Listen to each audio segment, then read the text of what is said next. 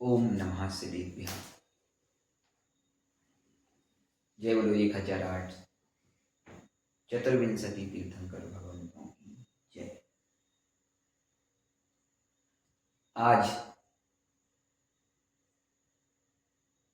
हम देखते हैं कि हर जगह, हर एक जिंदगी में, हर किसी की लाइफ में रिश्ते बहुत महत्वपूर्ण होते हैं। चाहे वो परिवार हो, चाहे वो गुरु का सानिध्य हो, चाहे स्कूल में हमारे गुरुओं के पास हो, चाहे समाज में हमारा परिवार हो, चाहे भारत देश हमारा परिवार हो, उसमें रिश्तों की महत्वता बहुत होती है। दुनिया में सबसे बड़ा रिश्ता अगर कोई है तो माँ का रिश्ता हुआ करता है। माँ से बड़ा दुनिया में कोई रिश्ता नहीं हुआ करता है। माँ दुनिया में जो माँ कर सकती है वो दुनिया में कोई अन्यत्र और कोई नहीं कर सकता है।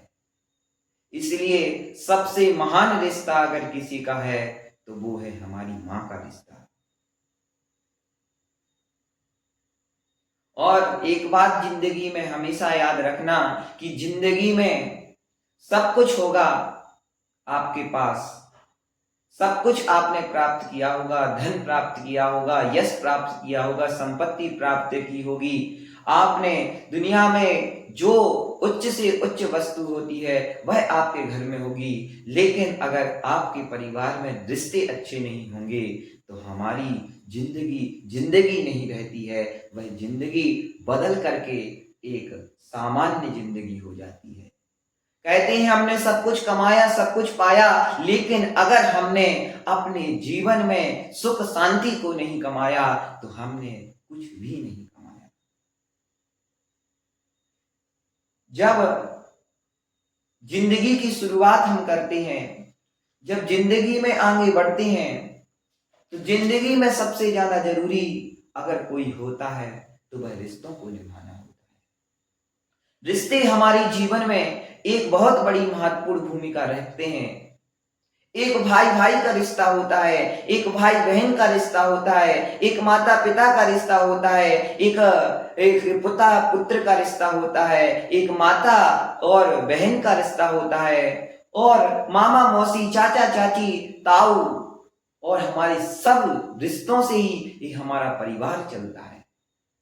तो ऐसे ही हमारा परिवार ये भारत देश है जहां रिश्तों की भूमिका है, जहां पर ग्रंथों की बातें होती हैं, जहां महाकाव्यों को, जहां पुराणों को, जहां कहानियों को आदर्श माना जाता है, जहां महापुरुषों के गुणगान किए जाते हैं, जहां विज्ञान को नहीं, जहां आदर्शता को महानता दी जाती है, वो एक हमारा भारत देश है।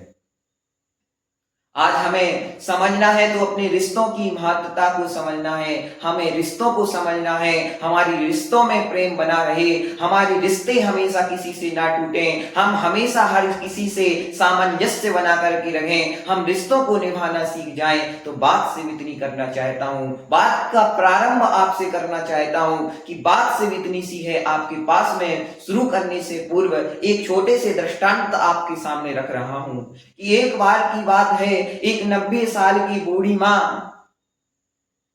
हॉस्पिटल में भर्ती थी, मृत्यु की कगार पर थी, मृत्यु के नजदीक थी। कब समय निकल जाए, कब छोड़ करके सब परिवारजनों को चले जाए, कुछ भरोसा नहीं था। और उसी समय था कि बेटा माँ के पास बैठा हुआ था। माँ 95 साल की हो गई थी, माँ का जीवन भी व्यतीत पूरा हो चुका था। उन्होंने अपने जीवन के बड़े छोटे पल सब व्यतीत किए थे, बहुत खट्टे मीठे पल जो उन्होंने देखे थे, बहुत अनुभवमय उनकी जिंदगी रही। जिन्होंने अपने जीवन के 95 वर्ष व्यतीत किए हो, उसके जीवन कितना अनुभवमय रहा होगा। तो उस माँ ने भी बहुत अनुभव ग्रहण किए थे। तो उन्होंने मन में सोचा था क्यों ना अंत में मैं जाते जाते एक उपदेश अपने बच्चों को, अपने परिवार को दे करके जाऊं कि एक रिश्ता जो हमेशा आप सभी को कुछ उपदेश दे करके जाएं, कुछ समझा करके जाएं कि इस जीवन में मैंने जो सीखा उसकी अहमियत क्या है। तो बेटा बाजू में बैठा था, माँ बेटे से कहती है, बेटे को उपदेश देती है कि बेटा कल सुबह सभी अपने भाइयों को लेकर के एक साथ मेरे पास आना। बड़ा बेटा था, उस माँ के 5 पुत्र थे, उस 5 पुत्रों को उन्होंने निवेदन किया कि बेटा अपने 5 तू भी आना और अपने 4 भाइयों को साथ लेकर के मेरे पास आना। यह खबर सुनकर के उस पुत्र के मन में विचार उत्पन्न होने लगे। माँ को प्रणाम, माँ के पास से जाकर के वह बाहर निकलता है, सीढ़ियों से उतरते जा रहा है, मन में सोचते जा रहा है कि माँ ने ऐसा इस समय क्यों कहा, माँ के पास क्या ऐसा रखा हुआ है। हो सकता है माँ हमारे लिए कुछ देना चाहती हो, कुछ बताना चाहती हो, ये अंत समय में माँ हमसे क्या करना चाहती है। मन में विचार करते जा रहा है। वह जाते जाते जाता है, गाड़ी में बैठ करके घर पहुंचता है। घर जाकर के देखता है और माँ सामने से पत्नी दिखाई देती है। घर में प्रवेश करते ही पत्नी दिखाई देती है। पत्नी पूछती है कि माँ का स्वास्थ्य कैसा है। तो बस यही सुनकर के पहले मन में जाकर के वह अपनी पत्नी को, यही बड़ा भाई था, अपनी पत्नी को यही जाकर के बोलता है कि माँ जो हमारी माँ है वो अंत में कुछ कह के गई हैं, कह के जाना चाहती हैं। और उन्होंने सबसे पहले यही बात मुझे से कही कि अपने 5 भाइयों को लेकर के, अपने 4 भाइयों को लेकर के, और तुम साथ में सभी मेरे 5 भाइयों को मैं देखना चाहती हूँ, एक साथ आना चाहिए। उन्होंने उपदेश दिया और ये बात पत्नी को बताई। तो पत्नी को बात पता लगी तो उसने अपनी जितनी चारों भाइयों की जो पत्नियां थी उन तक बात पहुंचा दी। पत्नियां तो पहले ही से ही जानती है कि हो सकता है माँ के पास क्या रखा हो, क्या उन्होंने क्या हमसे छुपा कर के रखा है। मन में उत्सुकता जगने लगी, मन में कुछ परिग्रह की आशा मन में आने लगी कि माँ के अंत समय है, कुछ ना कुछ तो देकर के जाएगी। मन में उत्सुकता जग रही थी। चारों 5 पत्नियां मन में उत्सुकता तो थी ही, और देर नहीं की। और जब तक वह अपने भाइयों को कहता, भाइयों को तक बात पहुंचती, भाइयों को बताने के लिए फोन पर सबको आदेशित कर देती है कि कल माँ ने हम सभी को एक समय पर बुलाया है। तो बहुएं चर्चा आपस में करती हैं, माँ के पास जाना है। तो बहुएं बहुत चतुर होती हैं, तो उन्होंने सब कल का जो सूरज ढला और सब अपने तैयार होकर के जो ऑफिस जाने के पूर्व 5 भाई एक साथ होकर के, एकत्र होकर के गाड़ी में बैठ कर के जा रहे थे। तभी जाते जाते वह वहां पहुंचते, उसके पूर्व में ही पत्नियां पहुंच गई थी। 4-5 पत्नियां जाकर के माँ के पास बैठी हुई थी, माँ के चरणों में बैठी हुई थी, माँ का गुणगान माँ से पूछ रही थी। बड़े ही प्यार और स्नेह के साथ माँ से बातचीत कर रही थी। तभी देखती है तो माँ को बहुत प्रशंसा होती है, बहुत प्रसन्नता होती है। कुछ ही समय बीतता है और कुछ ही समय में चल करके 5 भाई आ जाते हैं। 5 भाई वहां माँ के पास बैठते हैं। माँ के पास बैठते ही मन में बहुत प्रसन्नता होती है कि माँ अंत समय में है और हम सभी को एक साथ बुला रही हैं, पता नहीं क्या उपदेश देगी। माँ को देख करके बहुत प्रशंसा हुई कि इतना अच्छा सौभाग्य मुझे मिला कि अंत समय में मेरे 5 भाई हमारे साथ हैं और मेरी 5 बहुएं मेरे साथ हैं। इससे बड़ा सौभाग्य मुझे क्या हो सकता है। तो माँ ने कहा कि मैंने तो अपने जीवन के इतने साल व्यतीत कर लिए हैं, अपने जीवन को जी लिया है, लेकिन अब आप लोगों को जिंदगी जीना है, जिंदगी में विकास करना है। जिन कर्तव्यों को, रिश्तों को हमने संभाला है, उन रिश्तों को, उस परिवार को अब तुम लोगों को संभालना है। तो मेरा मन किया कि क्यों ना मैं तुम लोगों को कुछ बताऊं। मन में तो पहले से ही उत्सुकता जग रही थी, माँ क्या बोलेगी, माँ क्या बताएगी, मन में उत्सुकता थी। तो उत्सुकता के कारण तो बोले, माँ ने मन में से सबसे पहले बात कही कि मैं तुम लोगों को कुछ देना चाहती हूँ। सबके चेहरे खिल गए। माँ ने बोला, मैं तुम लोगों को कुछ देना चाहती हूँ। तो तभी बड़े बेटे को आदेश दिया, बड़े बेटे को आदेश दिया कि बाहर जाओ, बाहर एक लकड़ी का गट्ठा पड़ा, बाहर कुछ रखा हुआ है, बाहर जाकर के वो लेकर के आइए। वहां जाता है, बाहर जाकर के देखता है कि एक लकड़ी का गट्ठा पड़ा हुआ है। उस लकड़ी के गट्ठे को लेकर के वह भाई अंदर आता है और मन में विचार करता है कि माँ क्या करवा रही है, क्यों ये सब करवा रही है, क्यों ये करने की आवश्यकता है। तो वह कुछ विचार नहीं करता, माँ की आज्ञा थी तो लेकर के वह उस गट्ठे को लेकर के आता है। उसमें 8-10 लकड़ियों का बंडल बना हुआ था और लेकर के माँ के सामने आ जाता है। और माँ तभी देखती है, तभी अपने बड़े बेटे को बोलती है कि इस बड़े बंडल को, इसकी रस्सी को खोलना नहीं है, ये बंधी हुई है, उस रस्सी को खोलना नहीं है और इस बंडल को तोड़ना है, तोड़ करके दिखाओ। तो वह सबसे पहले बड़े भाई को कहती है, बड़े बच्चे को कहती है। बड़े बच्चा पूरा प्रयत्न कर लेते हैं, नहीं टूटता है।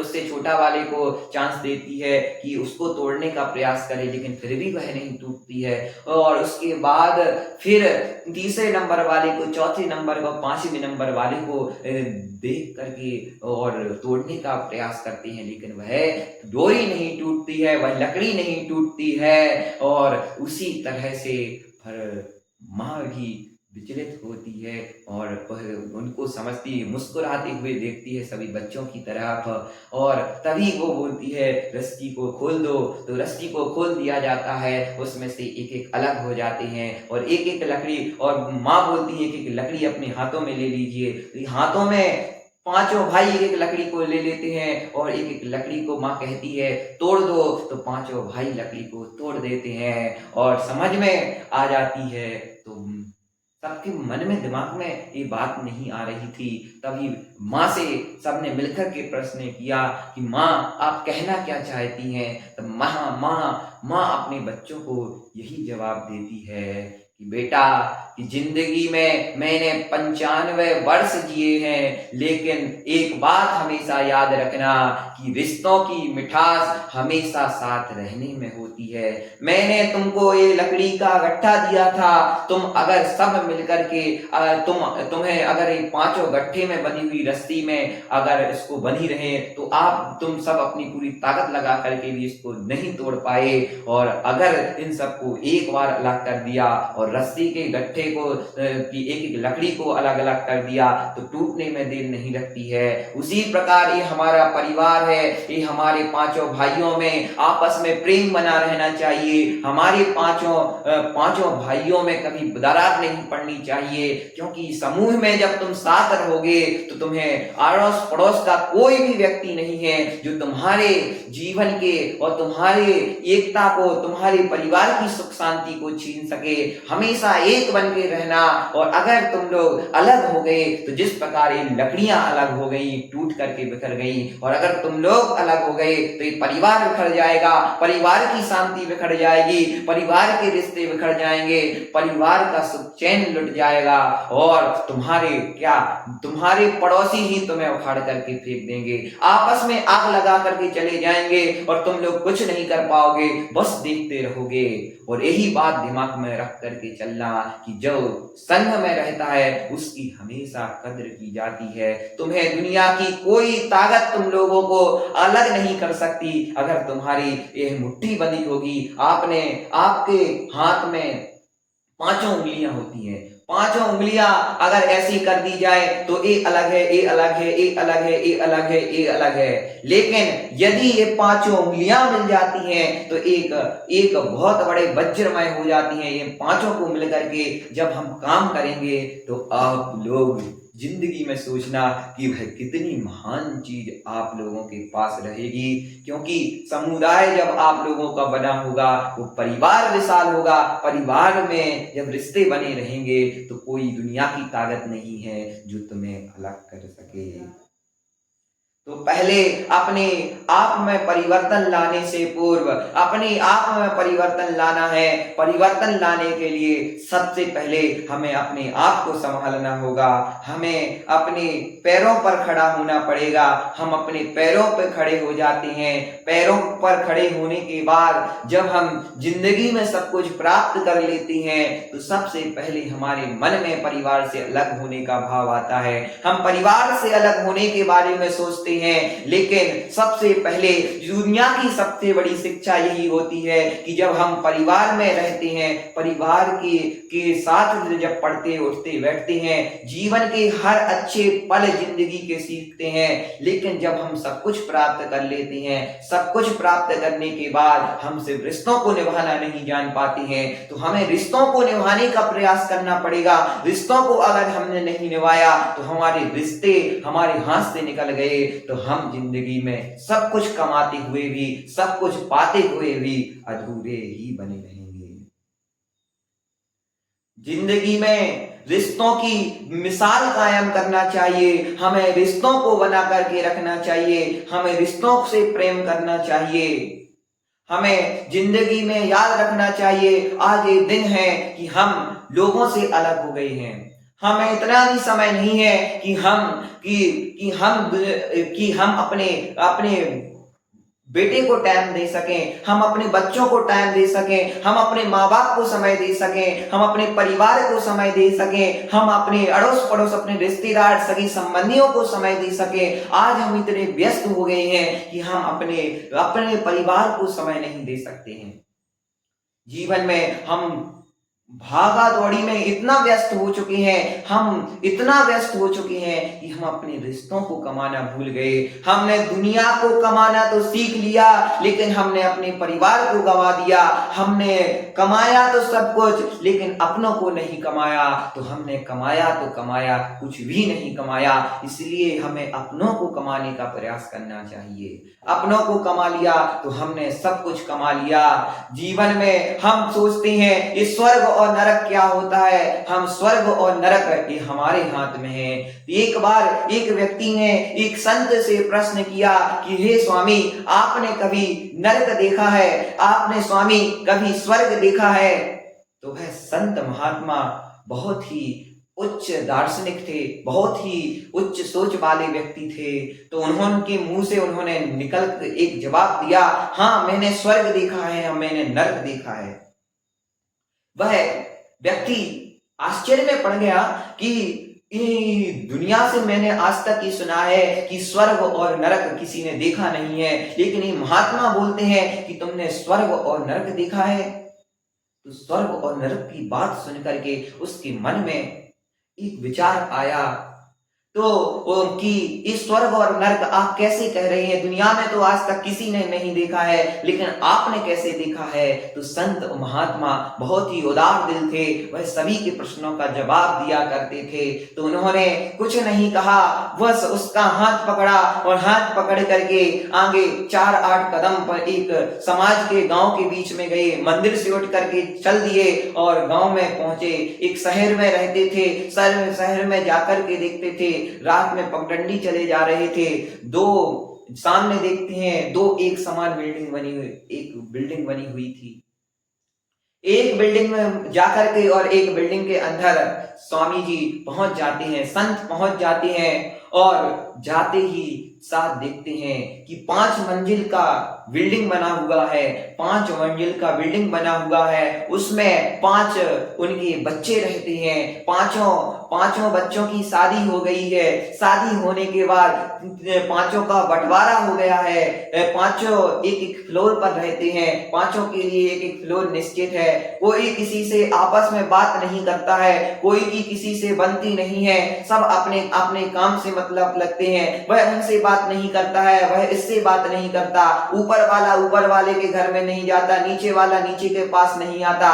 कोई किसी के साथ बैठ करके भोजन नहीं करता, किसी में आपस में जय जिनेंद्र नहीं होती है। आप अच्छे और भले का किसी में विचार नहीं आता है। एक तो पांचों माँ बाप, चारों बच्चे अलग अलग रहते हैं, सब अपने से मतलब रखते हैं। और दूसरा उनके माँ बाप माँ बाप जो थे वो उनके लिए एक छठवां फ्लोर आगे रखा था और उसमें नीचे का जो फ्लोर रखा था वह अपने माँ बाप के लिए रखा था।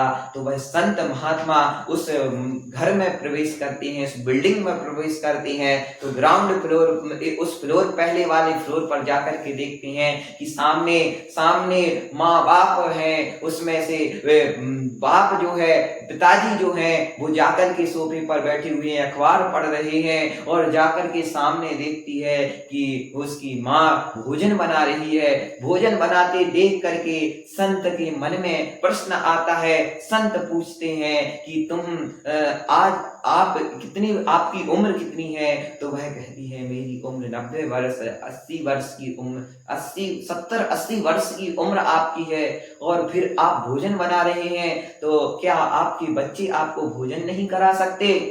तो वह बूढ़ी अम्मा के मन के जो आंसू निकलते हैं वह देख करके संत के मन में बहुत पीड़ा होती है। वह संत जब उस माँ बाप की पीड़ा को देखते हैं कि एक परिवार में रहने वाले व्यक्ति अपने 5-5 जिसके बेटे हैं, 5-5 बेटों को जिसने पढ़ाया लिखाया, संस्कार दिए, योग्यवान बनाया, बिजनेस में सेटल किया, सब कुछ किया, आज वही परिवार का व्यक्ति एक टाइम का भोजन अपने माँ बाप को नहीं करा सकता है। एक समय का भोजन अगर अपने माँ बाप को नहीं करा सकता तो वह बेटा होने का क्या फर्ज निभा रहा है? तो वह जब 80 साल की 70 साल की बूढ़ी अम्मा जब खुद भोजन करती है, अपने पति को भोजन करवाती है, तो वह रोज एक निवाला तो खाती होगी, लेकिन उसके निवाले में एक बार, हर बार नहीं, हर बार उस निवाले में प्रश्न आता होगा कि मैंने ऐसा कौन सा कुकर्म किया जो मुझे ऐसा परिवार मिला। वह संत कुछ देखते नहीं और अनदेखा करके, आशीर्वाद दे करके, प्रदान करके उस घर से निकल करके बाहर आ जाते हैं। ज्यादा कुछ बोलते नहीं है, ना अपने उस बच्चे को, परिवार को, किसी को कोई मतलब नहीं था। संत महात्मा आए हैं, किसी को कोई, बस उन माँ बाप ने संत को नमस्कार किया, वह जाने वाले थे, वहां निकल किया, ना तो उनका सम्मान किया, न नमोस्तुति किया। चारों बेटों को, बहुओं को कोई मतलब नहीं था। संत की विनय कैसे की जाती है?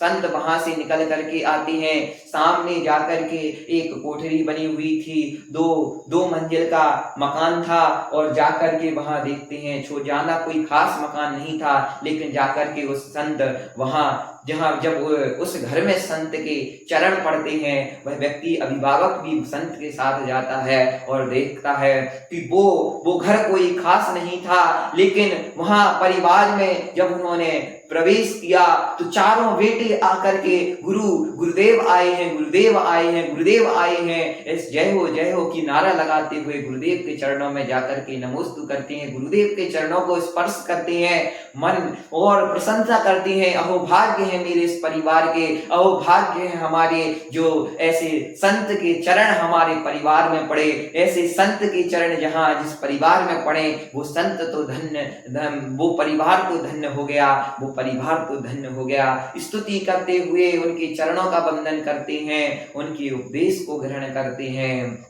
तभी सभी परिवार की स्थिति को तो देख करके आनंदित हुए। वह परिवार की स्थिति ये थी कि वहां परिवार में सब एक साथ मिलकर के रहते थे। उस परिवार में कोई किसी से लड़ता झगड़ता नहीं था, सब बहुएं एक दूसरे से मिलकर के रहती थी। वह एक भाई अपने बिजनेस को सब मिलकर के करते थे, कोई कमी नहीं थी। माँ बाप को तो कभी अपने काम में बहुएं हाथ मत भी नहीं लगाने देती थी। अपने बूढ़े बाप को कभी भी अपने बिजनेस के लिए कभी दुकान जाने की आवश्यकता नहीं रहती थी, बस दिन और रात धर्म ध्यान में बैठी रहती थी। तभी संत महात्मा जाकर के अपने उसकी माँ से पूछते हैं कि आपने अपने जीवन के इतने वर्ष व्यतीत कर लिए हैं, आपको कैसा लगता है? तो उन्होंने कहा कि मैं तो धन्य हो गई स्वामी जी, आपके चरण इस घर में पड़ गई, मैं तो धन्य हो गई, लेकिन उससे बड़ा धन्य और उपकार तो आपके संस्कारों को इन बेटों पर है कि आज के बेटे, आज मुझे यहाँ घर में रहते हुए कोई काम करने की आवश्यकता नहीं, मेरी बहुएं मुझे हाथ तक नहीं लगाने देती है रसोई में, और बस हमेशा हमेशा यही कहती है कि 24 घंटे आप अपना स्वाध्याय करें, अपना धर्म ध्यान करें। और तो और मेरी बहुओं में तो कभी झगड़ा हो जाता है, जब रात को मैं सोती हूँ तो पैर दबाने के लिए बहुओं में झगड़ा हो जाता है कि आज मैं दबाऊंगी, आज मैं दबाऊंगी, आज मैं दबाऊंगी। लेकिन सभी बहुओं में मैंने इतने वर्ष हो गए, लेकिन किसी में आज तक झगड़ा होते नहीं देखा। मैं तो धन्य हो गई, मेरे चारों भाई ऐसे मिलकर के रहते हैं। ऑफिस से आते हैं तो पहले मेरे चरणों को सोते, मेरे पास आकर के बैठते हैं, दिन भर के सब कुछ सुनते हैं, धर्म ध्यान कैसे हुआ, और मेरे से जाकर के जब मेरे मुख से नमोकार मंत्र सुन लेते हैं, उसके बाद रात को सो करके अपनी पत्नी के पास जाते हैं। तो ऐसा परिवार मुझे मिला, इस स्वर्ग नहीं तो और क्या है। मैं तो धन्य हो गई, जो ऐसा परिवार, ऐसा पोता, ऐसा परिवार मुझे मिला, मैं धन्य हो गई। जब ये बात मन में आई तो उन संत के मन में कितने प्रसन्नता के भाव आए, कितने महत्वपूर्ण विचार हैं। इस परिवार के मन खुश हो गया। संत महात्मा उठते हैं, अपना कमंडल पीछे उठा करके निकल जाते हैं और जाते हैं, आगे बढ़ते जाते हैं, मंदिर की ओर जाते हैं। मंदिर में आहार भोजन आदि करते हैं। भोजन करने के पश्चात संत महात्मा अपने कमरे में जाकर के बैठते हैं। तभी वही अभिभावक वहां पर पहुंचता है और पहुंच करके एक निवेदन करता है और पूछता है भगवान, इस स्वर्ग और नरक क्या है? तब उसने जवाब देते हुए उत्तर दिया कि जीवन में स्वर्ग और नरक कोई बड़ी बात नहीं होती है। वो स्वर्ग और नरक भले किसी ने ना देखा हो, लेकिन इस संसार में, इस जीवन में सबसे बड़ा स्वर्ग और नरक मैंने तुमको जो दिखाया, क्या तुम्हें समझ में आया? यदि हम चाहें तो उस परिवार को स्वर्ग बना सकते हैं, यदि हम चाहें तो उसी परिवार को नरक बना सकते हैं। हमारे पास करोड़ों की संपत्ति हो, हमारे पास करोड़ों की जायदाद हो, हमारे पास करोड़ों का बंगला हो, हमारे पास करोड़ों की गाड़ियां हो, हमारे पास पहनने के लिए सोने चांदी हीरे जवाहरात हो, हमारे बच्चे परिवार के अच्छे स्कूल में पढ़ते हो, लेकिन हमारे जीवन में अगर रिश्तों की मिठास नहीं, परिवार में शांति नहीं, तो वो नरक नहीं तो फिर क्या है?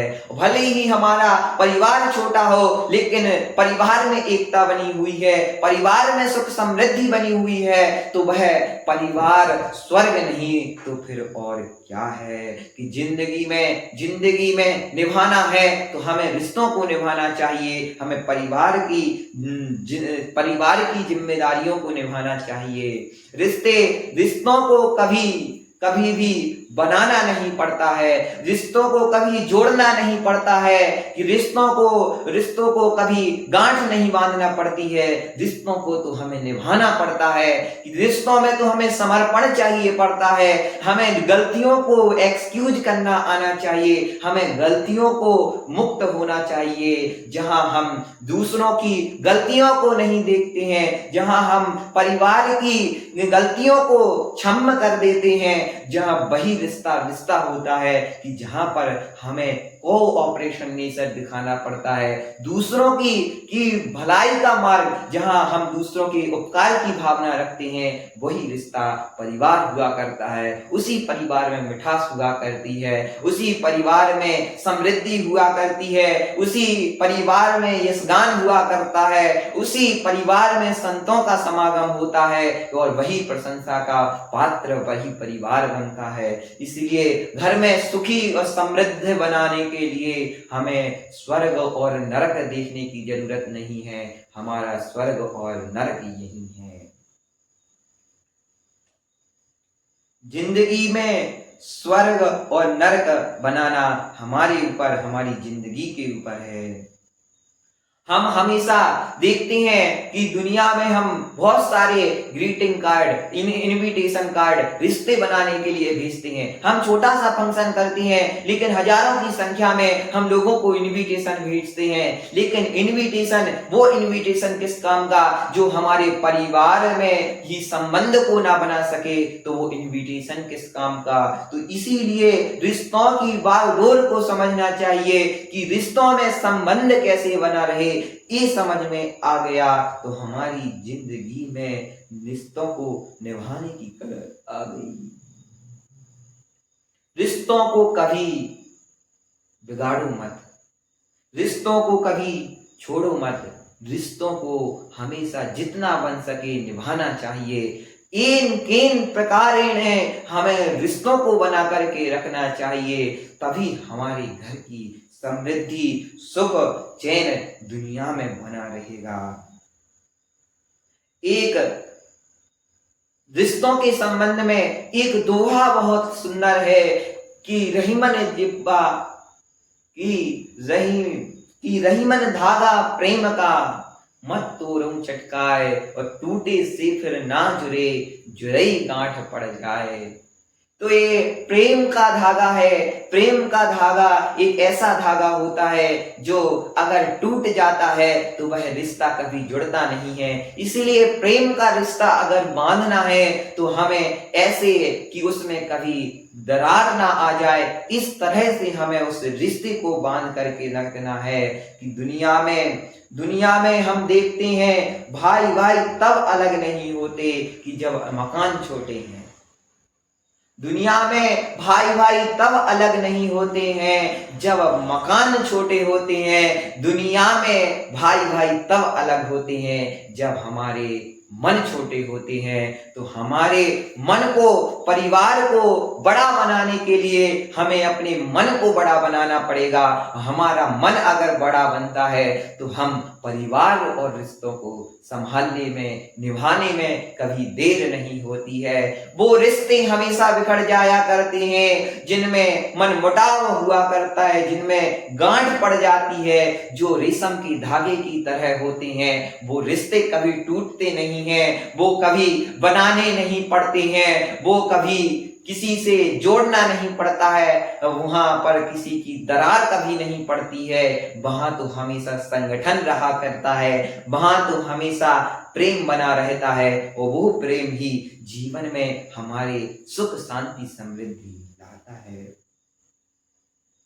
आपने देखा होगा जब हम रिश्ते की मर्यादा को समझ जाते हैं तो हम भाई को भाई समझते हैं, माँ को माँ समझते हैं, पिता को पिता समझते हैं, माँ को माँ समझते हैं, मामा को मामी को, चाचा को चाची को, सबको क्या रिश्ता, क्या सम्मान देना है वो समझते हैं। और एक बात याद रखना कि हम जिंदगी में कितना भी पैसा कमा लें, लेकिन एक भारत की संस्कृति के अंदर, भारत की सभ्यता के अंदर हमारे कभी भी पैसों को महत्व नहीं दिया गया है, हमारे संबंधों को महत्व दिया गया है, हमारे परिवार के रिलेशन को महत्व दिया गया है। इसीलिए संबंधों को बना करके इस रिश्तों को कभी मत छोड़िए, इस रिश्तों को कभी मत टूटने दीजिए, इस रिश्तों को बना करके चलिए। आपने तो पता होगा, रामायण सभी ने सुनी होगी, रामायण आप सभी ने देखी होगी। उस रामायण का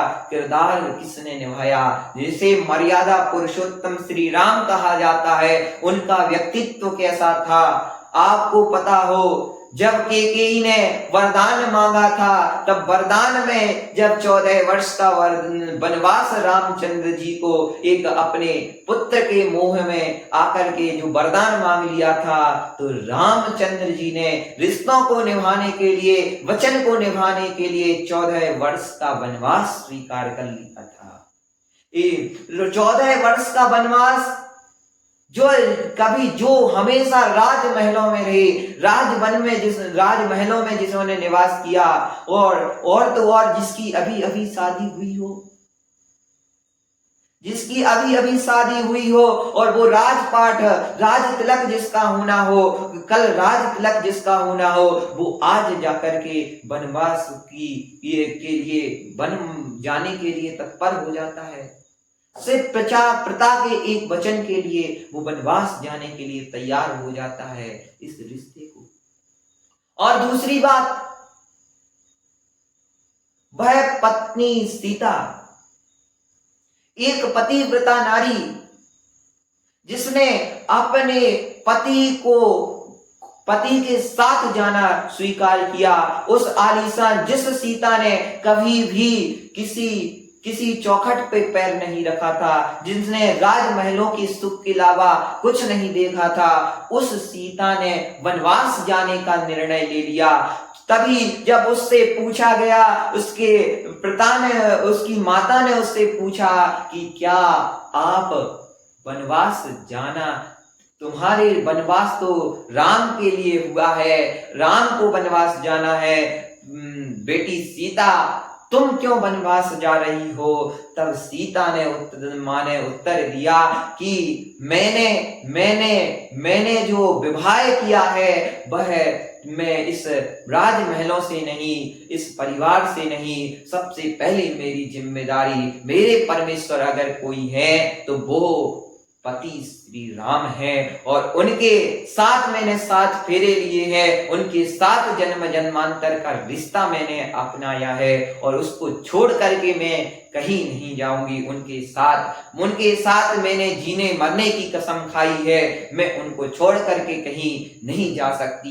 ये रिश्ते बना करके के सीता ने रखा कि जहां मर्यादा पुरुषोत्तम राम रहेंगे, मेरे परमेश्वर श्री राम रहेंगे, मैं भी वहीं रहूंगी। और उसी के बाद जब लक्ष्मण ने इस रिश्ते को निभाने के लिए, अपने भाई का प्रेम निभाने के लिए, भाई के जिम्मेदारी को समझने के लिए, उन्होंने अपने रिश्तों को, अपने संपत्ति को, अपने परिवार को महत्वता नहीं दी, उन्होंने तो इस संबंध को महत्वता दी कि एक भाई का संबंध, भाई का रिश्ता क्या होता है, वो उस कहानी, उस मर्यादा पुरुषोत्तम राम की कहानी से हमें प्राप्त होता है कि जब लक्ष्मण से पूछा गया तुमको क्या आवश्यकता है, तुम्हें राजमहल में छोड़ करके क्या जाने की आवश्यकता है, तो उन्होंने कहा जिस शरीर ने जिनके बड़े भाई की सेवा में अपना पूरा जीवन लगा दिया, जिसने उनसे आज तक कभी अलग में नहीं हुआ, और क्या वो इतने राज वैभव सब कुछ उन्होंने त्याग दिया, और 14 वर्ष वनवास में क्या मैं उनसे दूर होकर के निभा सकता हूँ? नहीं निभा सकता हूँ। तो तब वहां जब लक्ष्मण जी उस रिश्ते को निभाने के लिए जंगल में चले जाते हैं, तो वह इतना बड़ा निर्णय, वह जिस निर्णय को वो राम को लेना चाहिए, राम तो उससे वचन निभाने के लिए गए थे, लेकिन सीता और लक्ष्मण ने अपने संबंध और रिश्तों को निभाने के लिए पूरे परिवार का त्याग कर दिया, राजमहलों के वैभव को त्याग कर दिया, और सिर्फ इस संबंध को निभाने के लिए वह सिर्फ और सिर्फ परिवार में को छोड़ करके जंगल चली गई। आज हर कोई अपने जीवन में रामायण का एक किस्सा देखता है तो उसके संबंध में एक बात मेरे को याद आ रही है कि लक्ष्मण तुम क्यों गए राम को, लक्ष्मण तुम क्यों गए, राम को जाना था, वनवास तो राम को जाना था, लेकिन लक्ष्मण तुम क्यों गए? क्योंकि तो यही बात है, ये प्रश्न वहां पर पूछा गया, सबसे पूछा गया, लेकिन संबंध रिश्ते जो बहुत महत्वपूर्ण होते हैं वह किसी से छुपाए नहीं जाते हैं, वह तो निभाए जाते हैं, उसे बनाना नहीं पड़ता है, वह स्वयं जब समर्पण से के साथ हम निभाते हैं तो सुधा बन जाते हैं। रिश्ते कभी दिखावे के नहीं होते हैं, रिश्ते कभी किसी से दिखाने के लिए मत बनाइए, रिश्ते हमेशा प्यार और भावना के साथ हृदय से बनते हैं, इसको दिखाने के लिए नहीं, प्रेम के साथ इस रिश्तों को बनाना चाहिए। आज हम हर कोई अपने परिवार में रामायण चाहता है कि राम जैसे रिश्ते हमारे जीवन में बने, लेकिन कोई महाभारत नहीं चाहता है। बल्कि आज की स्थिति हो गई है कि आज हमारे घरों में हम अपेक्षा तो करते हैं रामायण की, लेकिन महाभारत जैसी हमारी स्थिति हो गई है। और अगर आज महाभारत जैसी स्थिति हमारे जीवन में हो गई है तो हम वो रामायण की किस्तों को, रामायण को अपने परिवार में कैसे देख पाएंगे। तो जिंदगी में रामायण अगर हम चाहते हैं तो हमें महाभारत होने से पहले बचाना चाहिए अपने आप को। अगर हमने अपने आप को महाभारत होने से बचा लिया तो हमने अपने रिश्तों को बचा लिया। ये प्रेम कोई सामान्य प्रेम नहीं है, ये पति पत्नी के रिश्ते, भाई बहन के रिश्ते हमें जीवन में एक बार अवश्य ध्यान रखना चाहिए कि हमें रिश्तों को मूल्य देना चाहिए, ना कि वस्तुओं को मूल्य देना चाहिए। हम आज वस्तुओं को तो मूल्य देने लगे हैं, हम वस्तुओं को चाह रखने लगे हैं, आलीशान घर बनाने लगे हैं, मकान बनाने लगे हैं, घोड़े गाड़ी बंगला बनाने चके हैं, लेकिन हम रिश्तों को मूल्य देना भूल गए हैं। आज हमें कीमत चाहिए तो अपने रिश्तों को मूल्य देना चाहिए, रिश्तों की कीमत करना सीखना चाहिए। आज स्थिति बदल गई है, आज बहुत स्थिति बदल गई है कि पहले मकान छोटे हुआ करते थे, लेकिन मन बड़े हुआ करते थे।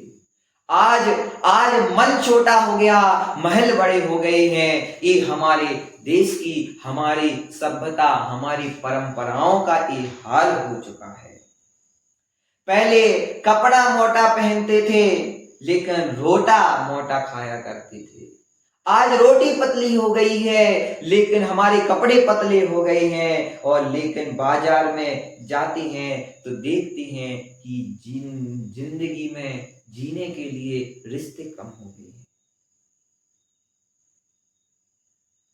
तो रिश्तों को निभाने के लिए, रिश्तों को बनाने के लिए सबसे ज्यादा जरूरी है तो वह हमारे जीवन का आपसी प्रेम। पहले क्या होता था, पहले हम घर में भोजन करते थे, बाहर विसर्जन करते थे, लेकिन आज हम होटलों में बाहर भोजन करते हैं, लेकिन घर में आकर के विसर्जन करते हैं। ये जिंदगी में बदल रही है। हम जब खाते रोटी, हम पहले रोटी घर में बना करके खाते थे, हम रिश्तों को मूल्य देते थे और कभी आपस में झगड़ा नहीं होता था। लेकिन आज स्थिति ये हो गई है कि हम रोटी तो पतली खाने लगे हैं, घर में अच्छे कपड़े पहनने लगे हैं, हम आलीशान मकान बना करके रहने लगे हैं, लेकिन हम सिर्फ भूल गए हैं तो इस संबंधों को बनाना भूल गए हैं। तो जरूरी जीवन भर में हमारे घर में विवाद होने लगा है, घर में झगड़ा होने लगा है, किसी की किसी से नहीं बनती है, किसी की किसी से नहीं बनती है। लेकिन अगर हमें बनाना ही है तो इस संबंध की डोर को मजबूत बनाना है। संबंधों की डोर अगर मजबूत बन जाती है तो हमारी जीवन की डोर मजबूत बन जाती है। आज जीवन में हम देखते हैं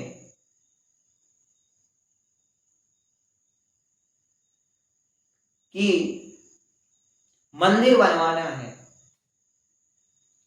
मंदिर बनवाने के लिए हमारे लिए अच्छा मार्बल लगवाते हैं, मंदिर बनवाने के लिए हम अच्छे से अच्छा मंदिर बनाते हैं, दान इकट्ठा करते हैं। हम एक सोसाइटी में मंदिर बनवाते हैं तो हम क्या करते हैं, हम मंदिर सोसाइटी में बनवाने के लिए अच्छे से अच्छा पैसे का कलेक्शन करते हैं, परिवार से कांक्षा करते हैं, और हम सभी की जो समाज में लोग रहते हैं उन सभी की भी एक इच्छा हुआ करती है कि हम जाकर के कुछ ना कुछ करें, कुछ ना कुछ जिंदगी में एक बार एक किसी की मन में इच्छा अवश्य होती है कि एक जिनालय का, एक जिन बिंब का निर्माण हम अवश्य करें। उस जिन बिंब का निर्माण करने की सबके मन में भावना होती है कि एक ना एक दिन मैं भी एक मंदिर का निर्माण करें। और संयोग बस अगर हमारे कॉलोनी में वो मंदिर बनाने का सौभाग्य हमें प्राप्त हो जाता है तो हम अपने आप को बहुत ही सौभाग्यशाली मानते हैं। और उसकी वो हम चाहते हैं, हमने एक बार मन में एक बार लक्ष्य बना लिया, जिंदगी में बचपन में हमने एक लक्ष्य बना लिया कि जीवन में हम कुछ करें ना करें लेकिन जीवन में एक मंदिर ऐसा बना करके जाएंगे।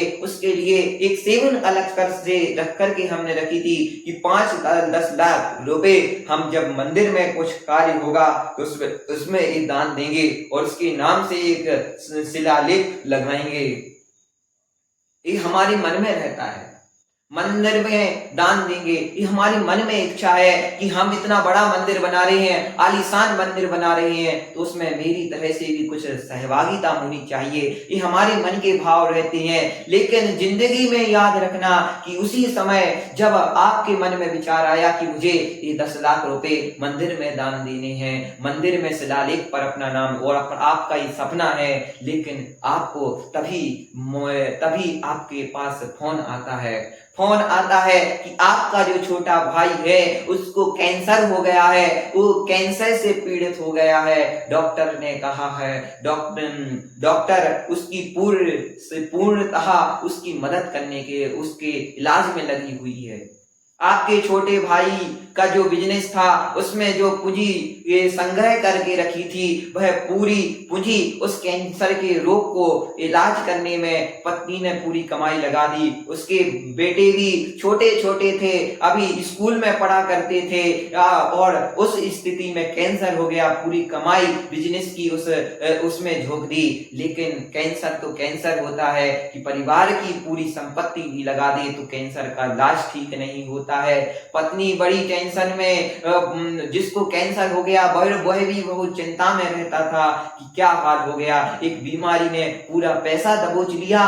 तभी क्या करे वह पत्नी, यहाँ भटकती वहां भटकती, अपने बड़े भाई के पास जाने की सोची तो बड़ा भाई बहुत दान करता था, बहुत दयालु था, मंदिरों में दान करता था, हॉस्पिटल बड़े बड़े बनाया करता था, पैसे थे, सब कुछ था। लेकिन उसके पास जो पूंजी बना करके रखी थी कि मैं एक मंदिर में दान लगाऊंगा और वो 10 लाख संग्रह करके रखे थे, तभी पत्नी सभी छोटे भाई की पत्नी बड़े भाई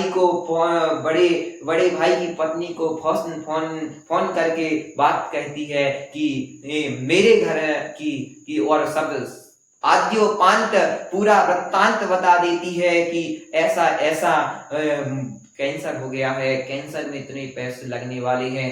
आप अगर आप मेरी कुछ मदद कर सकती हैं तो भाभी मेरी थोड़ी सी मदद अवश्य कर दीजिए, आपका बहुत बड़ा एहसान होगा। इस एहसान को मैं कभी नहीं भूल पाऊंगी। उस एहसान को बना करके ये आपसे हाथ जोड़ करके प्रार्थना करती हूँ कि मेरे उपकार कर दीजिए।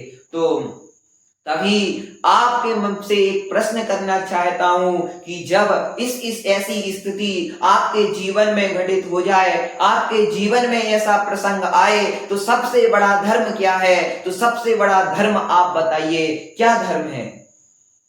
क्या उस मंदिर में शिलालेख पर अपना नाम या शिखर बनाना आपको 10 लाख लगाना महत्वपूर्ण है कि अपने छोटे भाई को कैंसर के इलाज में वह ठीक हो जाए तो वह 10 लाख उस पत्नी को देना उचित है? आप निर्णय कीजिए, आप बताइए क्या होना चाहिए।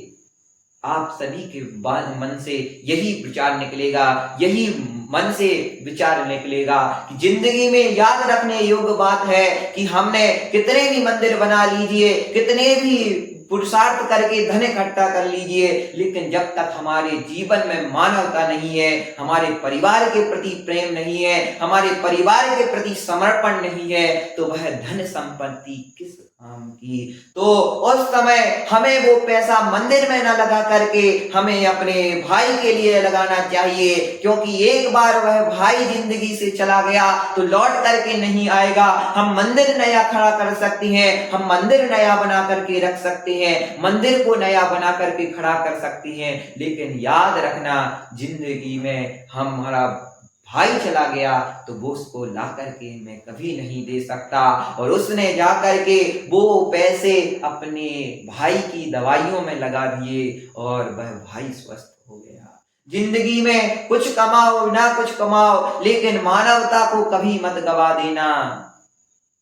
जिंदगी में हमें अपने मानवता को, अपने रिश्तों को बचाने का प्रयास करना चाहिए। अगर उस समय हम मंदिर बना लेते तो जिंदगी भर के लिए वो बेटा तड़प करके, वो पत्नी जिंदगी भर के लिए उस पत्नी को कभी माफ नहीं कर पाते, क्योंकि उस पत्नी ने जो प्राप्त किया है, उस पत्नी ने जो आपके सामने भीख मांगी थी, वो अपने पति परमेश्वर की जिंदगी के लिए मांगी थी, वो एक मंदिर से बड़ी नहीं हो सकती। आपने भले मंदिर कई बना दिए होंगे, लेकिन एक जीव के प्राणों की रक्षा करने से बड़ा उपकार जिंदगी में क्या हो सकता है।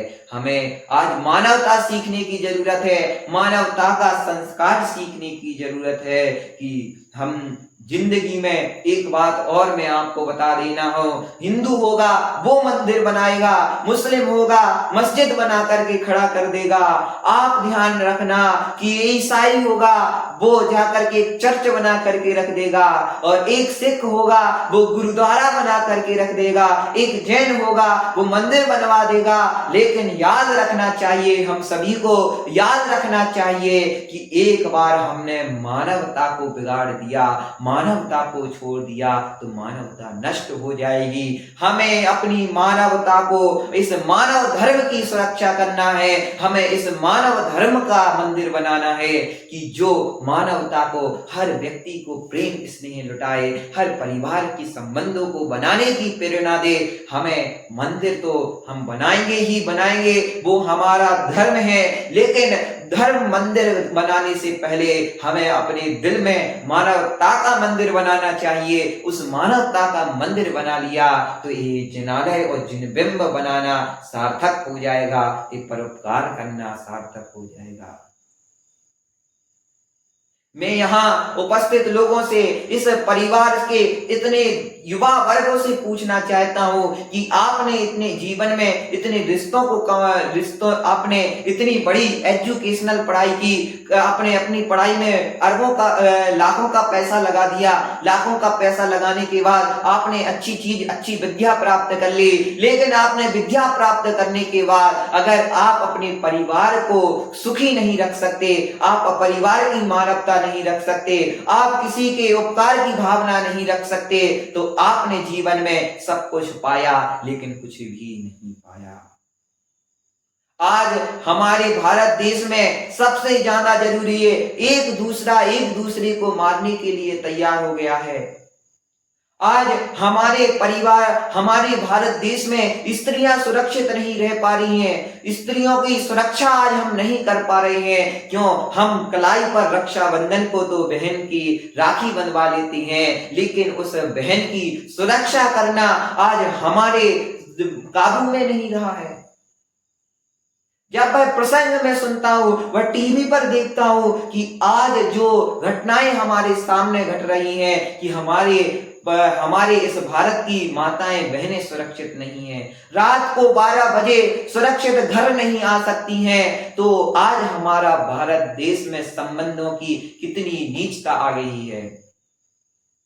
आज हमारे भारत देश को हम बोलते हैं हमारा भारत देश आजाद हो गया है, हम आजाद नहीं हुए हैं, हम आज भी गुलाम बने हुए हैं। अब पहले तो अंग्रेज लोग हुआ करते थे जो हम पर दुश्मन बनकर के अत्याचार करते थे, लेकिन आज हम स्वतंत्र नहीं हो पाए हैं। हमने अपना नया संविधान तो बना लिया, हमने अपने कानून बना लिए, न्यायालय में जज बिठा दिए, लेकिन आज इन संबंधों को निभाना हम नहीं सीख पाए। आज इतनी सी बात पर अपने पति पत्नी में तलाक हो जाता है, रिश्ते बनते देर नहीं लगते, रिश्ते टूट जाते हैं, रिश्तों को बनाने में के लिए 2-2 साल लग जाते हैं। लेकिन जिस आज हम देखते हैं परिवार में लोग बच्चों में देखते हैं, बच्चों में क्या कहते हैं, अच्छी पढ़ाई कर ली, बच्चियों ने अच्छी पढ़ाई कर ली, कॉलेज में पढ़ते ही पढ़ते दोनों को आपस में दोनों का मन मिल जाता है, दोनों आपस में शादी करने का विचार कर लेते हैं। माँ बाप की कोई नहीं सुनता है, माँ बाप के विचारों को कोई नहीं ध्यान में रखता है और दोनों को पसंद आ जाती है, एक दूसरे को पसंद कर लेता है। एक बात याद रखना, जो रिश्ते अपने मन से बनते हैं वो ज्यादा दिन तक नहीं टिकते हैं, लेकिन जो रिश्ते परिवार और समुदाय के साथ बनते हैं वो रिश्ते नहीं होकर के बल्कि अंत समय तक बने रहते हैं। आज हम जो देख रहे हैं वो एक रिश्ता सिर्फ एक रिश्ता ना बन करके कुछ पल का रिश्ता रह गया है, लेकिन पहले जो रिश्ता रहते थे, हमारे माँ बाप का रिश्ता कैसा था कि जिन्होंने शादी के पहले किसी को देखा नहीं था, लेकिन उनका रिश्ता ऐसा अटूट बंधन है कि आज हम देखते हैं दोनों साथ में कितना बड़ा प्रेम और स्नेह दोनों साथ में रखते हैं। आए दिन हमारे भारत में घटनाएं घटित हो रही हैं, किसी लड़की के साथ कुछ भी अपहरण हो जाता है, किसी भी लड़की की लाश कहीं पर मिल जाती है और उसके लिए गवर्नमेंट कोई एक्शन नहीं लेती है। आज हमें हमारे लिए बड़े से बड़े बम का सर्जन करना हमारे लिए सिखा दिया गया है, बड़े बड़े गोलों को बनाना हमने अपनी सुरक्षा करने के लिए बना लिए, लेकिन जब हम अपने परिवार में, अपनी समाज में, अपने राज्य में, अपने देश में जब अपनी बहनों की सुरक्षा हम नहीं कर पा रहे हैं, अपने संबंधों की सुरक्षा हम नहीं कर पा रहे हैं, तो वह भारत देश, क्या वो भारत देश कहलाने के लायक है? आप स्वयं विचार कीजिए कि हमारे भारत जिस भारत को जगत गुरु कहा जाता था, जिसने संस्कृति पूरे विश्व के लिए प्रदान की, जिस भारत देश ने संस्कृति का डंका पूरे भारत देश में बजाया, जिस भारत ने अनेकता में एकता का मार्ग दिखाया, जिस भारत देश ने संबंधों को कैसे जिया जाता है ये बताया, जिस भारत देश में महापुरुषों के जीवन को गाया जाता है, महापुरुषों के चरित्र के आधार पर, उनके व्यक्तित्व के आधार पर कथाएं होती हैं, उनके चरित्र को जीवन में लागू किया जाता है। यहाँ पैसे को महत्व नहीं दिया जाता है, यहाँ संबंधों को महत्व दिया जाता है। हम कैसे गर्व से कह पाएंगे कि हमारे देश में किसी बच्चियां, माताएं, बहनों के साथ कभी दुर्व्यवहार नहीं किया जाता है। हमारे माँ बाप, हम अपनी बच्चियों, अपनी माताओं, बहनों की सुरक्षा कैसे करें, इसके लिए हमें स्वयं निर्भय बनवाना। आज जो घटना मैंने सुन करके स्तब्ध रह गया कि जो घटना एक लड़की के साथ घटी, मैं यही भावना करता हूं कि ये घटना आज के बाद किसी के साथ ना घटे, लेकिन उसके पहले थोड़ी सी सतर्क होने की आवश्यकता है। थोड़ी से सतर्क होने की आवश्यकता मुझे और आपको है कि हम सतर्क कैसे रहें। तो सतर्क रहने के लिए हमें स्वयं अपनी सुरक्षा करनी पड़ेगी। आज हमें अपनी सुरक्षा करने की इसलिए जरूरत हो रही है कि हमने संबंधों की वैल्यू कभी समझी ही नहीं।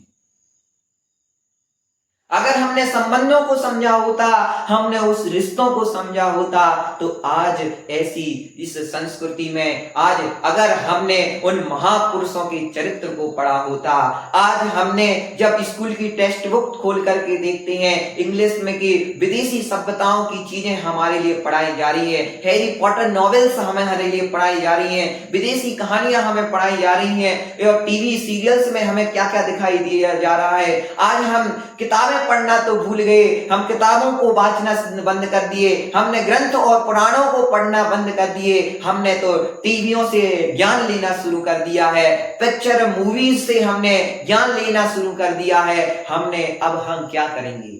हमें तो वही सिखाया, जो हम देखेंगे वही तो सीखेंगे, और आज हमें जो दिखाया जा रहा है हम उसी को ग्रहण कर लिए। हमारे पूर्वज लोग पहले कथाएं किया करते थे, कथाओं में महापुरुषों के चरित्रों को पढ़ाया जाता था, इसलिए हमारे लिए मर्यादा पुरुषोत्तम इतने महान कहे गए हैं, क्योंकि हमारे लिए, जो हमारे परिवार के लिए मर्यादाएं सिखाई जाती हैं। आज हम मर्यादाएं को भूल गए हैं, क्योंकि हमें मर्यादाओं का उल्लंघन करना टीवियों में सिखा दिया गया।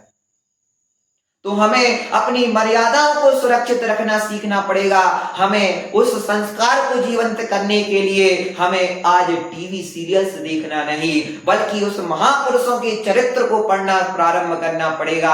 हरिवंश पुराण आदि पुराण ऐसे ऐसे ग्रंथों को पढ़ना प्रारंभ करना पड़ेगा, तब जाकर के वो संस्कार हमारे जीवन में आएंगे। आज हमने प्रवचन में आना बंद कर दिया, हम साधुओं के पास जाना बंद कर दिया, हमने अपनी व्यस्त जीवन में क्या क्या नहीं गवा दिया। सबसे ज्यादा आज हमें किसी महल की जरूरत नहीं है, हमें किसी पैसे की जरूरत नहीं है। अगर हमें जरूरी है तो इस मानवता की दो शब्द हम प्यार से किसी को बोलें, दो शब्द किसी के परोपकार के लिए कहें। आज हमारी जैन समाज सबसे ज्यादा पैसे वाली समाज मानी जाती है, लेकिन अपनी समाज में भी कई ऐसे लोग रहते हैं, ऐसे कई लोग रहा करते हैं जो कभी धन से कमी है लेकिन उनके दिल बड़े होते हैं। तो वह उनके आप बड़े लोगों को ये ध्यान रखना चाहिए कि हम कभी उनको अपने जैसा बनाने के प्रयास करें, क्योंकि वो धन से कमी है तो उनको धन दे करके उनको अपाहिज नहीं बनाना है, उनको बिजनेस में आगे ला करके रोजगार दे करके अपने साथ लेकर के काम करने की भावना हमें रखनी पड़ेगी। तब जाकर के हमारा समाज जीवंत रह सकता है, हमारी समाज की मर्यादाएं बनी रह सकती हैं, हमारी समाज में हम रह करके एक परस्पर उपग्रहो जीवानम का संदेश कायम कर सकते हैं। जब हम अपनी समाज संगठित होकर के जब इतनी सी जैन समाज इतनों को रोजगार प्रदान कर सकती है, तो मैं ये बात कहना चाहता हूं कि हमारी जैन समाज में कोई भी व्यक्ति कभी भी गरीब नहीं रहना चाहिए। वह हमेशा हमेशा 10, 50, 100 लोगों को रोजगार देने वाला व्यक्ति बनना चाहिए। ये हमारे समाज का कर्तव्य बनता है। अगर हमारी समाज ने ये सब स्वीकार कर लिया तो हम कभी पीछे नहीं रहेंगे, हम कभी आगे हमेशा रहेंगे। आज एक और संबंधों की बात हम करते रहे हैं, तो मैं जब एक साधु भगवंत का प्रवचन सुन रहा था, तो उन्होंने जब प्रवचन में बैठे थे तो उन्होंने कोई लोगों को खड़ा किया प्रवचन में और पूछा कि आपके परिवार में कितने भाई हैं? तो उन्होंने कहा मेरे 7 भाई। एक बहन से पूछा कि एक माताश्री से पूछा आपके परिवार में कितने लोग हैं? तो उन्होंने कहा मेरी 4 बहनें हैं और 6 भाई हैं। और एक व्यक्ति को और खड़ा किया तो उससे पूछा कि मेरे 9 भाई हैं, 9 भाई हैं। तो ऐसे परिवार में पहले जहां 7-8 लोग रहा करते थे, लेकिन आज हम 2 और हमारे 2 का चलन चल गया है। आज हमारी संस्कृति कैसे बनेगी? जो सबसे ज्यादा परोपकार किया करता है, जो सबसे ज्यादा परोपकार के संस्कार दिया करता है, आज उस समाज का लोप हो जाएगा तो उस संस्कृति का लोप हो जाएगा। बंधुओं, आज हमें रिश्तों को तो संभालना ही है, लेकिन उस मानवता को जीवंत रखने वाली पीढ़ी भी तैयार करना है।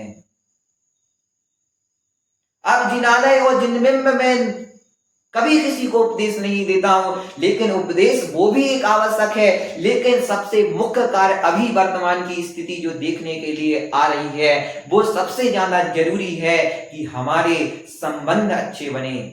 जब कोई आज इतना युवा वर्ग है, आज मैं संबंधों की बात कर रहा हूं, तो हमारे रिश्ते टूट जाते हैं, तो हम इनसे कैसे कांक्षा करें कि वह 4 बच्चे और 8 बच्चे इस समाज को पैदा करके दें। आज मैं ये सोचता हूं कि उस पहले का समय क्या था कि वो 7-7 बच्चों को पैदा करके भी रोजगार देते थे और कई लोगों को इतना अपने साथ रखते थे और उनके साथ अच्छे से रहा करते थे। क्यों? लेकिन आज हम 2 बच्चे और 1 बच्चा होता है उसको भी नहीं संभाल पाते हैं। आज हम उसकी जिम्मेदारी को पूरा नहीं कर पाते हैं। वो भी पढ़ लिख जाता है तो वो भी हमें छोड़ करके चला जाता है। आज ये स्थिति समाज की बन गई है। तो परिवार में हमारे दो बच्चे हैं, वो जो हम करते हैं वही वो सीखते हैं। बच्चे बच्चे मन के सच्चे, हम जो करते हैं वो बच्चे सीख लेते हैं। हम अगर आपने देखो, एक दृष्टांत देता हूं। मैं एक बार एक शहर में गया था। इस शहर में जाकर के मैंने एक छोटे बच्चे को देखा। वह मंदिर आया हुआ था। मंदिर में माँ ने नमस्कार किया, उसने नमस्कार किया और कुछ नहीं किया, बस उसको साथ में लिए हुई थी। तभी उस माँ ने वहां जाकर के दान पेटी में 500 का नोट डाला। तो वह बेटा छोटा सा, उसमें ना समझता, कुछ विवेक नहीं था, वह जाकर के वहां ऐसा हाथ करता है कि माँ और ऐसा करता है। तब वह देख करके प्रसन्नता होती है कि देखिए, माँ को देख करके बच्चे में भी संस्कार आ गए हैं, कि वो भी उसके मन में माँ ऐसा कर रही है तो वह जाकर के भी ऐसा कर रही है। मैं जब सुबह प्रवचन कर रहा था तो मैंने एक बार देखा कि सब लोग पूजन कर रहे थे। तो एक बच्ची, छोटी सी बच्ची थी, माँ उसको अपने बाजू में बैठाई हुई थी और पुस्तक दी हुई थी, बेटा पढ़ो। और देख करके वह पढ़ती जा रही थी और देख करके मुझे बहुत प्रसन्नता हो रही थी कि उस बच्ची को कुछ आता नहीं, उसको हिंदी पढ़ना भी नहीं आता था, लेकिन उसको पुस्तक माँ ने दी, वो पुस्तक दी और साथ में बैठा करके वो कुछ, छोटी बच्ची थी, 4 साल की होगी, 3 साल की होगी, उसको क्या समझ थे, लेकिन फिर भी माँ उसको जैसे चावल चढ़ाती जा रही तो वह वहां देख करके उसकी नकल उतारती जा रही है। आज हमें संस्कार और संबंध सिखाने की जरूरत नहीं पड़ना चाहिए। संस्कार और संबंध जब हमारे बच्चे देखेंगे, ऐसा हमारे परिवार में माहौल बन जाना चाहिए कि हमें अपने बच्चों को संस्कार सिखाना ना पड़े। हमारे कुल में संस्कार तो अपने से जीवंत बने रहें। और जब ये संस्कार आ जाएंगे तो हमें हमारी परंपरा, संस्कृति और सभ्यता को संभालने की जरूरत नहीं होगी। हमें अपने परिवार में ध्यान रखना। आज हम एक बच्चे को पैदा करते हैं, बहुत दो बच्चों को पैदा करते हैं। अगर एक बच्चा एक्सीडेंट में चला गया, एक बच्चा कोई कारणवश चला गया, तो वो संपत्ति और वो परिवार की जायदाद का क्या होगा? और आपकी देखरेख बुढ़ापे में कौन करेगा? आज हम बच्चों को संस्कार, एक बच्चे को जन्म नहीं, हमें 8 बच्चों को जन्म देने की जरूरत है। मैं उन माताओं बहनों को प्रणाम करना चाहता हूं, जिन माताओं बहनों का उपकार रहा कि जिन्होंने ऐसे मर्यादा पुरुषोत्तम जैसे राम को जन्म दिया, जिन्होंने महावीर को जन्म दिया, जिन्होंने जाकर के ऐसे संतों को भारत देश में जन्म दिया कि जिनकी बदौलत आज हम सुख से जी पा रहे हैं। आज हम भी यहाँ बैठ करके प्रवचन दे रहे हैं तो उस माँ का मेरे ऊपर उपकार है। अगर वो माँ मुझे यहाँ ला करके जन्म नहीं देती तो मैं यहाँ बैठ करके आपके समाज में ऐसे उपकार का कार्य नहीं कर पा रहा होता। महानुभाव, आज समाज की स्थिति को सुधारने के लिए ये प्रयास किए जा रहे हैं। हम अपने बच्चों को संस्कारित करने, माताएं बहनें मुझसे प्रश्न पूछती हैं, परिवार में बच्चे लोग उसके पिताजी प्रश्न पूछते हैं, बड़े भाई प्रश्न पूछते हैं कि भैया क्या किया जाए कि हम अपने बच्चों को संस्कारित करें। हमें संस्कारित करने की कोई आवश्यकता नहीं है, हमें अपने बच्चों को संस्कार देने की कोई जरूरत नहीं है। अगर हम सिर्फ इतना काम करें, हम स्वयं संस्कारित हो जाएं और अपने बच्चों को अपने साथ काम में लगा लें। हमें कुछ कहने की जरूरत नहीं है, हम जो कर रहे हैं उसी का अनुकरण हमारे बच्चे करते हैं। अगर हम मंदिर जाते हैं तो हम उनको साथ में लेकर के जाएं, हम बिजनेस करने जाते हैं तो बिजनेस करने जाएं। जब हम कोई अच्छा काम, जब हम कोई महान काम दान देते हैं तो बच्चे को साथ में रखें, क्योंकि पिता के संस्कार, माता के संस्कार, परिवार के संस्कार ही उसे जो होते हैं। जिस घर में कभी धूम्रपान नहीं होता है उस घर का बच्चा कभी धूम्रपान करने की नहीं सोचता है, शराब पीने की नहीं सोचता है। लेकिन बंधुओं, दिमाग में रखना, हमें अपने बच्चों को वो संस्कार देना है, वो संस्कार देना है। आपने कई परिवार ऐसे देखे होंगे, उन परिवारों में जो पिता लोग होते हैं वो शराब पीते हैं, लेकिन बच्चों को माँ ने ऐसे संस्कार दिए हैं, ऐसे परिवार में संस्कार दिए हैं कि वो बच्चा उस शराब को हाथ नहीं लगाता है, सुपारी का दाना भी मुंह में नहीं डालता है।